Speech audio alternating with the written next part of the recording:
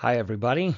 Today we're going to talk about something that doesn't get talked about a whole lot in the trades, but we're going to dive a little bit into balance sheet ratios. Now, oftentimes the focus tends to be on the profit and loss statement, gross profit and net profit, and those things are certainly important. But in order to really understand your business and your business's ability to borrow money and make money after net profit, you have to be able to understand your balance sheet ratios. It's not always about what you're charging the customer and how much your expenses cost you every month. So this is brief. You're not going to be a master at the end of this. I'm not a master at this. But these are things that you should know. And if you employ an accountant, they have some statements at the end of the month where a lot of this information should be readily available to you. And we're going to look at the numbers from a standpoint of, are you close to these? Are you far away? Or are you meeting the business demand of these ratios? Now, the first thing we need to look at and understand is a balance sheet. And this is done every year officially for the IRS. It's probably something most business owners don't spend a lot of time looking at. And it is important for you to understand it. Your accountant knows what a balance sheet is, but they don't know what the balance sheet should say for your type of business. So you need to familiarize yourself with this document. You don't have to get super deep in it, but you do have to understand what yours looks like and how it acts, because this is a long-term document that helps predict where you're going and how healthy you're going to be should anything arise in your business. One of the things that you have to know right away is the assets, okay, must equal the liabilities and equity added together. No matter what these numbers say, they have to say the same thing. If they don't, you're going to go to jail. You're running a fraudulent business, and typically your accountant will make sure that they say the same thing. So, on a balance sheet, what are some of the real basic critical information pieces that you need to know?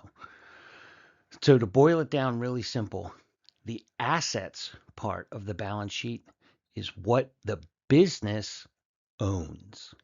OWNS. Liabilities are what the business owes. OWES. And the equity is what the owner owns. Okay? So assets, the business owns. Liabilities, the business owes. And equity is what the owner owns. It really is that simple. Now, it does get a little more complicated. There's fixed assets, liquid assets, long-term liabilities, short-term liabilities, equity and shares and retained earnings. There's a lot that goes into that. But if, as long as you understand the three major categories, what the business owns, what the business owes, and what part of that the owner is entitled to, should keep you straight every time you run into something that's a little more complicated. You can always go back to this and get reoriented when you need to think about it. So we're going to look at the ratios from what it measures, what two things is it putting together to create that ratio, how to calculate that, what division you need to do in order to get the ratio, what the number should be, what impact does it have on you, and for a lot of them, we're going to look at what you need to do to make those ratios better. Remember, one of the primary reasons to make these ratios a goal or a benchmark, and to pay attention to them is, should you come to the need to have to borrow money, or when you go to sell your business, you're going to need to make sure that these ratios are solid. Banks don't lend money to businesses that don't have good ratios. They're too far in debt. Their assets are not creating cash flow, things like that. So we'll look into all those different things. Okay, current ratio is your ability to pay short-term obligations using short-term assets. So how many quick paying liabilities can get paid off by quick producing assets? This shows the cash pressure your business is under. The cash pressure your business is under. Some trades ask for half of the money up front. And they may do that, they say to other people, because I don't want to get stiffed. But a lot of them do it because they don't have the funds to go out and purchase the parts or the pieces, the drywall or the equipment. They don't have the money readily available to do those things. So your current assets to current liabilities should be 2 to 1. So 2 current assets to every current liability. That means you can easily survive any kind of cash crunch your company may run into. A bunch of bills come due real quick, plus some bloated payroll where you weren't paying attention to, and you need to liquidate a whole bunch of assets really quickly, drain a bank account. You'll be able to do so, and it won't affect the normal course of business of your company. Okay, debt to equity. This is taking your total liabilities and dividing it by total equity. You want to have a 1-to-1 ratio of liabilities and equity at a minimum. If your liabilities outweigh your equity, you're going to run into some problems of being able to borrow money and have an ability to leverage the size of your business in what you may pay in interest, how soon you have to repay that debt. You want to show the bank that you have the capacity behind your request to borrow money to pay it off no matter what. Even if it's not immediately available, you have the capacity. The next ratio we're going to look at is return on equity. And a return on equity takes a look at good old net profit, the number most people are familiar with, and you divide that by the total equity on the balance sheet. Your return on equity, when you make the division on the calculator, should give you 20%. It shows that the money invested in the company is returning back to equity, the owner's part that they own of the company, in a forthright and relatively quick fashion. 20% is solid for the trades. It's not the be all and end all. Certainly, as you get down into 15% or 10% return on equity, there could be a lot of stuff sitting around doing nothing. There could be not a lot of net profit making its way through payroll and expenses. There's a lot of things that can dry up your return on equity statement. But the banks are definitely going to want to make sure that if they lend money to a company, give it some money to spend, that money is going to be used wisely and return not just to the owner in a good period of time, but also to the bank on their terms of their loan.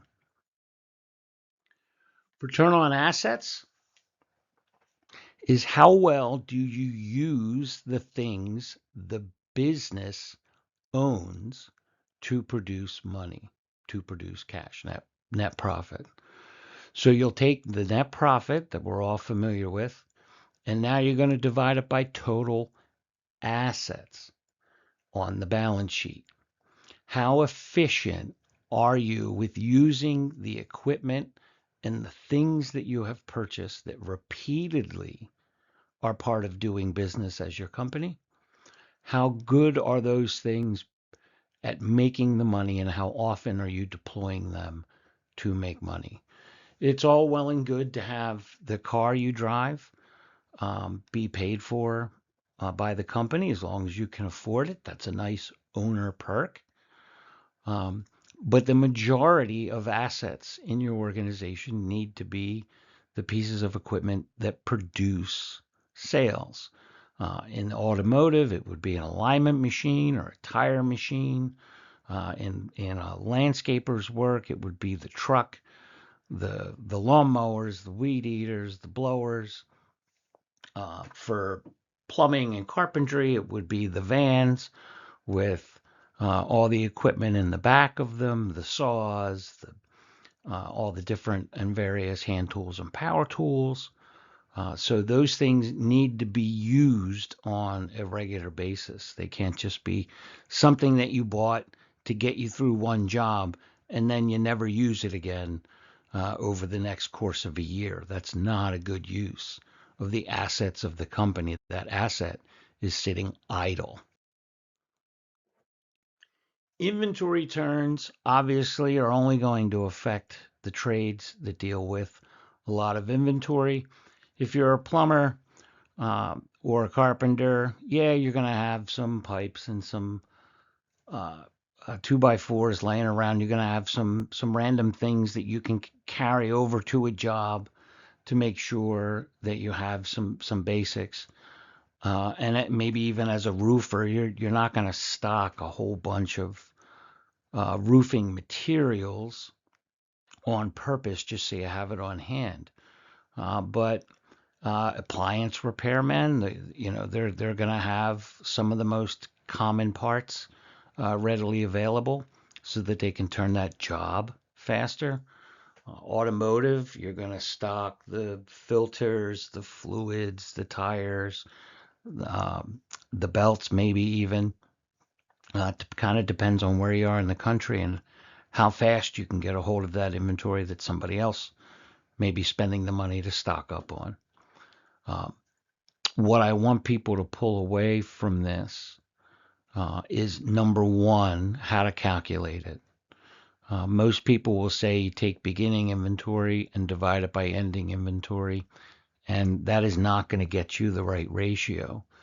You take the cost of sales of the term that you're looking at. So the term might be a whole year.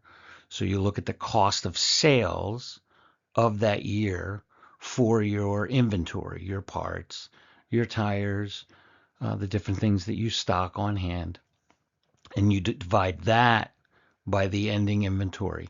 That's going to get you your turns. One of the reasons beginning inventory is not used is that is a wildly um,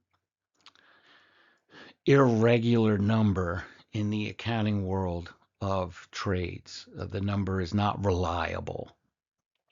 So if we use the cost of sales to do this measurement, we get a much more reliable number.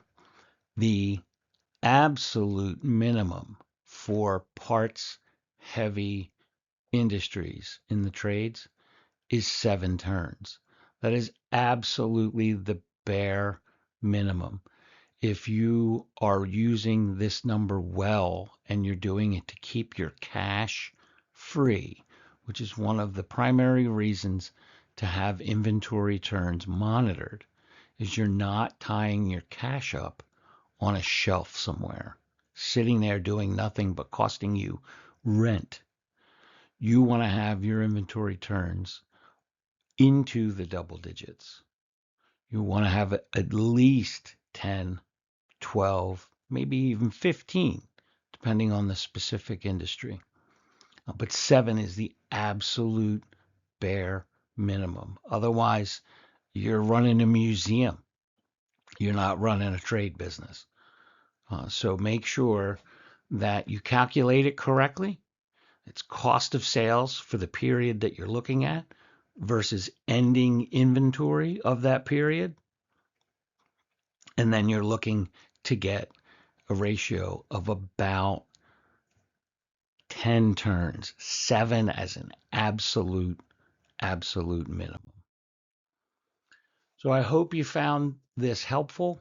It's a little longer than 15 minutes, but if you write a couple of things down, I think it's something that can be accomplished in maybe a half an hour to 45 minutes every month, once a quarter, and it helps you understand um, how you need to keep your business liquid and where the assets need to be, whether they convert quickly to cash, like short-term assets, whether you can pay something off quickly, a short-term liability, and what deserves to be a long-term asset, fixed asset, as they say, or long-term liability, and how to keep that section of the balance sheet called equity in your favor.